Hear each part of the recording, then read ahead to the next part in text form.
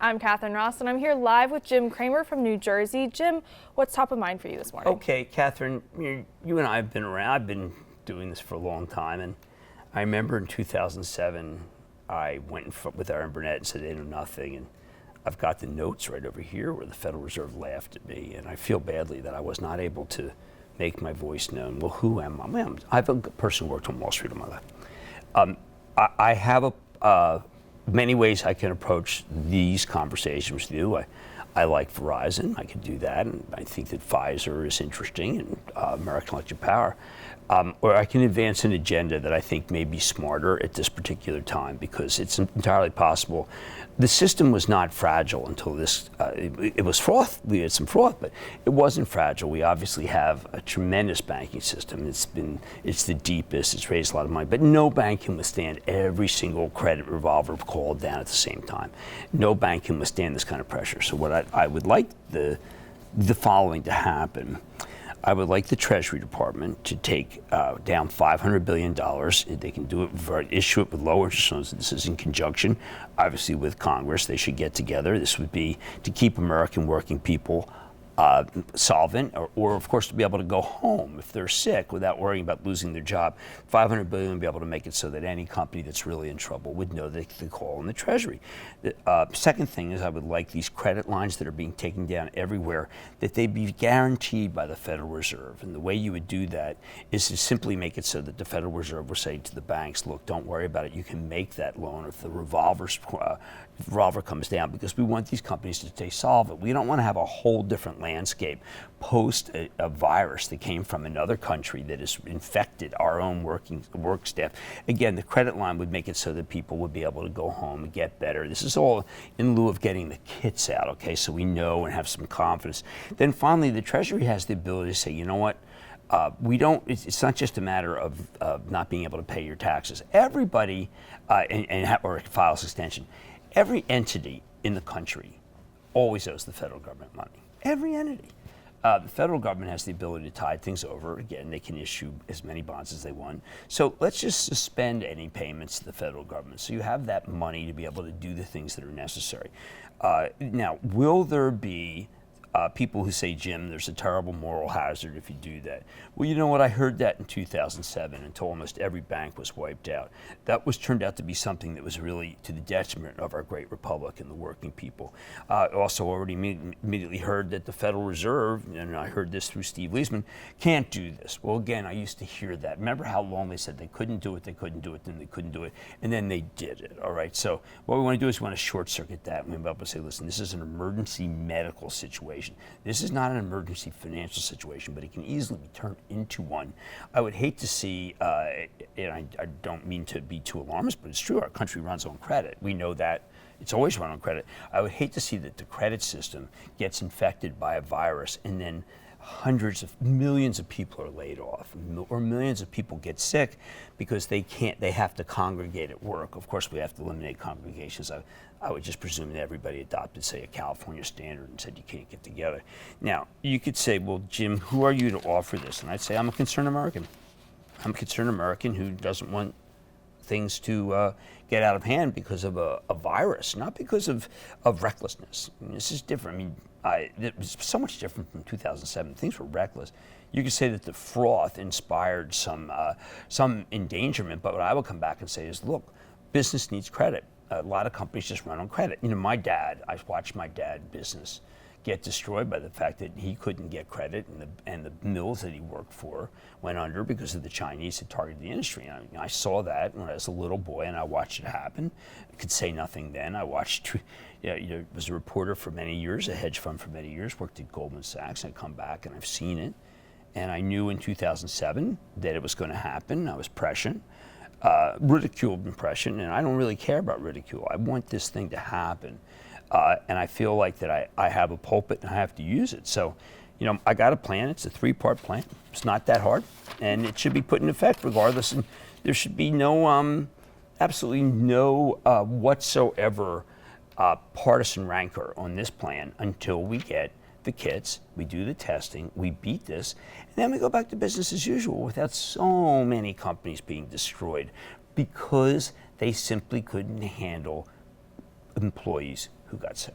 I mean, we don't want a financial apocalypse because of a disease that's not killing a lot of people.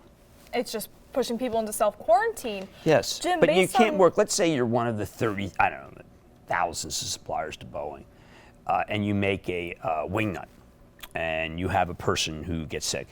Well, you can't work from home, right? But you can't work because then everybody gets sick. So you close, and the wing nut doesn't get made, and then the 787 doesn't get built, and then Boeing doesn't have any money to come in, and Boeing's our largest exporter. And next thing you know, the Chinese and Airbus become the providers of aircraft because of a virus that started in China and has come here. Now, I know that the president is trying hard and Congress is trying hard. I no longer want to have a name calling. We're way past that.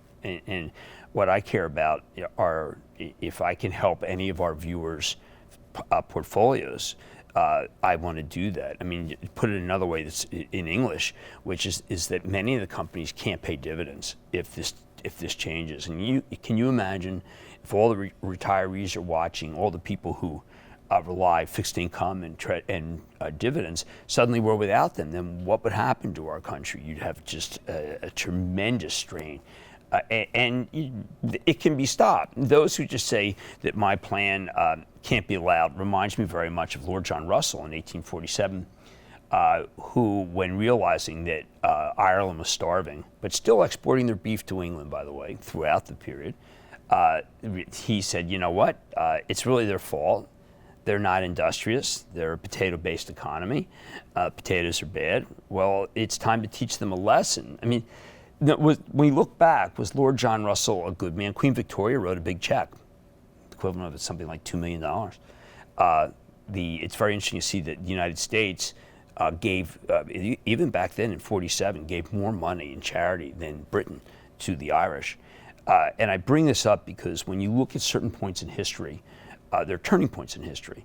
And one of the turning points was that the British were wrong. Lord John Russell was wrong. And it was really the prevailing attitude that laissez-faire doesn't work in a time of health crisis. I bring that up because that's a health crisis. That was a famine. That's kind of, this is a health crisis. And you can take a Lord John Russell way, or you can take a way that the United States would have done then, which is say, listen, we have to be charitable toward all. Or Lincoln, charitable toward all. I mean, this is a health crisis. No more than a health crisis, but we could easily turn it into a financial crisis if we're not careful. And that's happening, and it's being reflected in the lower prices. And I do want to advise people to sit tight. I do believe that my plan, or the ideas of the plan I have, can be put into place, and they'll end up blowing out with it. I do want to add that the Federal Reserve has to say that there's no liquidity problems. If the Federal Reserve, rather than listening to its acolytes who say, we can't do this, we can't do that, they stopped that. This is not that time. And when I heard that overnight, when I met with Bernanke, and I told him this was going to happen, and he laughed. And then later on, when I introduced Treasury Secretary Geithner, when this book came out, which was very good, he said that, look, Jim was right. We didn't listen to him. He was ridiculed. And, it's not about me. It's about the plan. And I'm offering a plan, and I think the plan's a good one. How would your plan help the consumer? Well, it keeps people, it allows them to continue to get paid. I envision a world where, in a very short period of time, many companies will have to close because not everybody, financial services companies, yes, they can keep going, but I don't even know where the bond market goes if everybody gets sick. I mean, what you want to avoid is a Stephen King-like apocalypse. Meaning that, except for the fact that if you just had a few, if we could just delay it or stretch it out a few weeks, we'd have people back. People got better in China. And it's a shame that a totalitarian government was able to beat this thing, and they clearly beat it. They don't have many cases. You can say they're lying, but they would beat it. But and have the consumers, have people go back to work. And that's what we need. We need people to be able to go back to work once they're healthy, not get healthy and then find out there is no work. So, I mean, when people why am I advising sit tight and maybe pick at some stuff? Because they could reverse this. Now, you could say, well, Jim, they're not going to listen. They're not going to reverse it. And we got to go back and, Washington Mutual goes under and the fabled Bear Stearns, there we go. I said your money was safe in Bear, but it didn't matter. You should have sold Bear. Okay, easy enough. mean, I could have everybody sell, suggest that everybody sell everything. Last night, what I suggested, though, is if you need the money in the next couple of years, you can take that off the table. And I reiterate that. If you need the money in the next couple of years, you can take some of that off the table.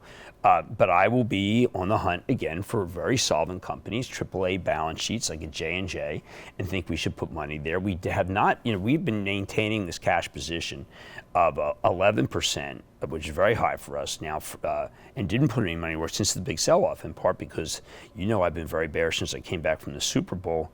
I love football so much, but I came back from the Super Bowl without seeing the Super Bowl because I wanted to tell people that Monday, please understand, listen to Dave Tepper, look at what's going to happen, his friend Dave. Look at what's about to happen, and it didn't happen, and we kept selling and selling and selling, and that's why we're in business.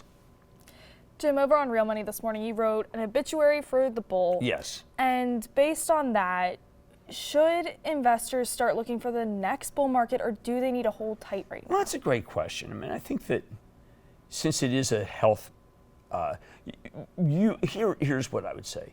If you have faith in our leaders, of which very few people do, but I'm saying maybe it's different this time. If you have faith in our leaders, then I think that you can ride through a bear. If you have less faith and you need the money, then you do, even into this maelstrom, you should do some selling. We're going to be looking, as always, for opportunity. But what is most quizzical and therefore most disconcerting is the decline in gold. Because what it says is that assets are going to lose value, the decline in value, and therefore cash is not going to decline in value. I have a lot of cash personally and been waiting. That's because we sold TheStreet, waiting to put that money to work. Have not. Why have I not? Because I thought that, Jesus, waiting for opportunities. Put money in the S&P 500. I'm not allowed to own individual stocks. I do not regard yet this is the time, and that's because I suspect that we are in recession right now. And that's why I wrote that piece. I think we have to be in recession. What is a recession? Recession is a cessation of business. I mean, I keep thinking about an assembly line worker, someone in, a lot of parts for Boeing's planes come from Italy. Italy is, going in lockdown. And it's entirely possible that one of those plants closes, and therefore they're not going to be able to build the 787, which is the principal source of cash, while they wait for the MAX to go up. And yes, the orders are not as good, but they still have orders. And when I think about what the president did last night, people are they want to characterize, and I think that this is a financial war, not unlike the World War II when it comes to finance, because I don't want people to lose their job, and I don't think a war. All wartime footings, you could say, Jim, nothing should ever be compared to this, nothing should be to that. But there was a moment where there was such great unity after such rancor, and this is one of those moments. And there was a senator that said, I've got to take this, okay? Okay. But there was a senator who worried about it, but it's too late for that.